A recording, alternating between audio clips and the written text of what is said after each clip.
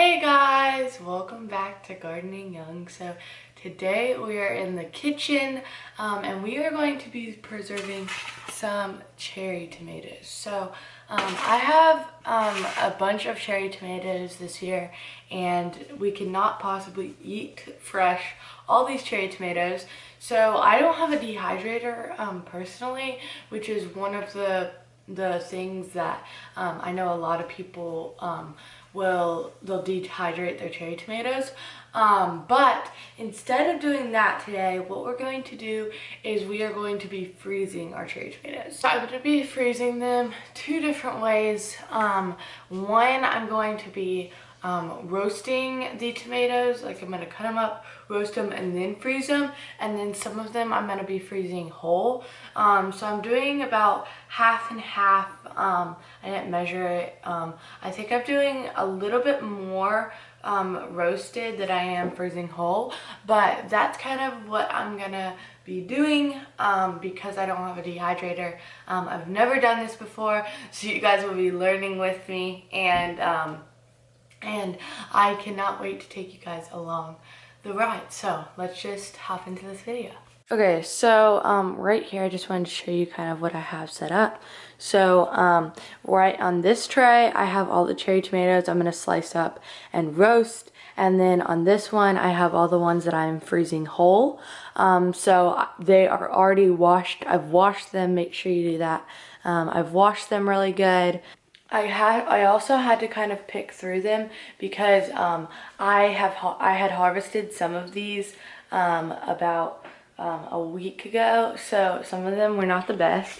So we have some compost cherry tomatoes that will go to the compost, but that's a little lesson. If you harvest your cherry tomatoes, plan on preserving them if you are going to preserve them in the next couple of days, because they will go bad so quickly, especially cherry tomatoes. It's kind of a different story for some things like bigger tomatoes, but that's just a little bit of a tip, is to make sure that you're preserving them really quickly. But that's off topic. So I have all these. I need to look at the recipe and see what the next step is. I do want to point out, not all of these are for my garden. I was house sitting for, or not house sitting, I was watching someone's garden while they were on a trip, and they had a bunch of cherry tomatoes that I harvested for them, and they said keep it, eat them. So I am going to, that's what these red cherry tomatoes are. They're not mine, because if you will have watched my garden tours, I don't have a single red cherry tomato. I know it's crazy, but I don't have one in my garden this year. I was glad to get a little bit of variety with that harvest from their garden. Let's just get into it. So I think I just need to throw these in the freezer. I don't know if I need to put them on like a sheet or not. So I know that these I'm just throwing in the freezer whole, and then I'm gonna put them, when they're done, in just a quart jar and throw them in the fridge, or in the freezer I meant. And then for these, I don't know if for these I need to put them on like a sheet under the pan or something, or on the pan or whatever. I have to look at the recipe. And then for these, I think I need to go ahead and cut these up. So I'm gonna check the recipe and then I will update you guys in a minute. Okay, update. So I figured out what I was supposed to do. So these we're just gonna pop in the freezer on the pan. Great. Whole, and that's what we're gonna do. For this, I'm putting parchment paper down, and then I'm pretty sure I'm just cutting these in half, and then laying them on the sheet with the sliced side up. So that's what I'm gonna do for all of these. And I'm gonna lay them out, and then I put like olive oil and minced garlic on there, and then we throw it in the oven. I turn the oven on to 300, and we throw it in there. I think for about 30 minutes or an hour, and then you check it at 30 minutes. So that's what we're gonna be doing. I need to read the recipe again on like how long they stay in there. But let's get to slicing some tomatoes. So I have them in here. I'm gonna slice them up. I need to get a cutting board, and then also I saved a few of these for fresh eating because they weren't quite fully ripe. So I was like, okay, I'll save them for fresh eating. So that's what we're doing. Let's go cut some cherry tomatoes.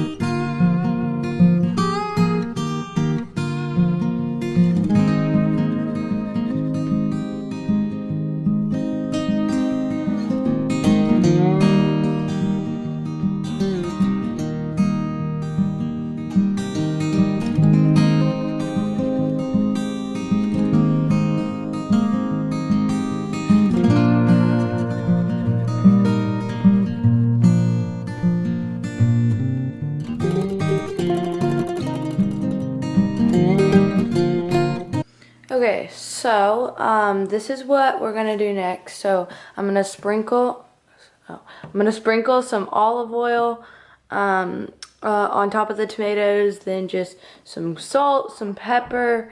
Then I have this, it says either fresh oregano or thyme, and I have oregano. My thyme's dead, but I do have oregano.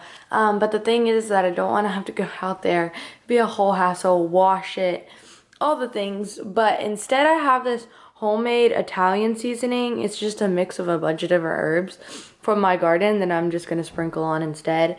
It'll be fine. And then also after that you add minced garlic to the tomatoes. So that's kind of the plan now. Let's go.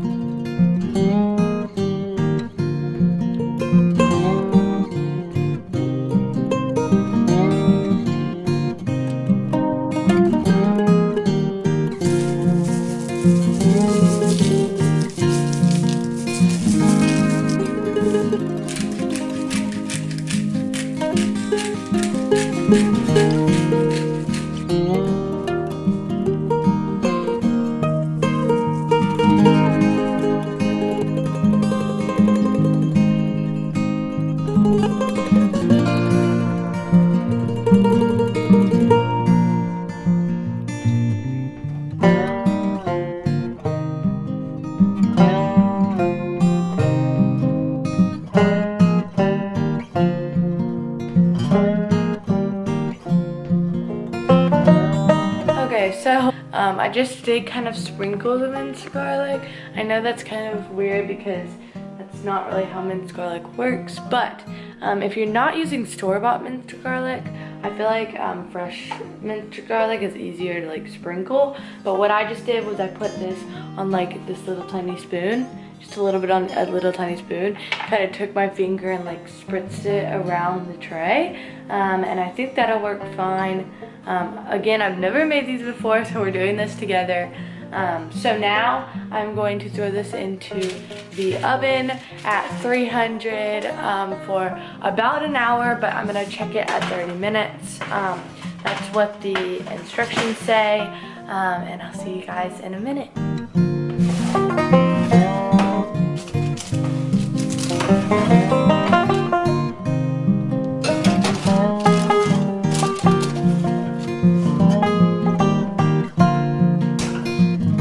Okay guys, so it's actually a few days later.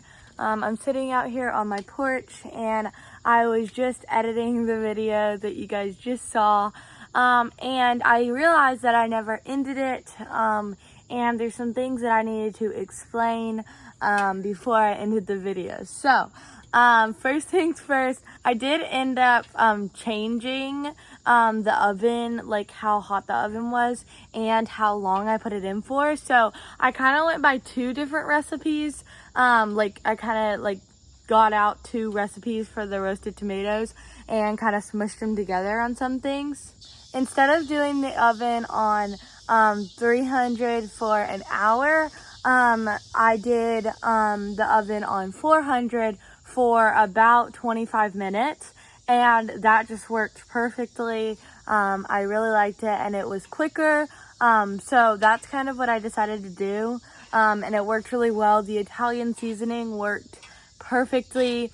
But the other thing too that I didn't do was I did not end up freezing them. We just love them so much that we ate them fresh. And if I just threw them in omelets, actually, on salads, they're great.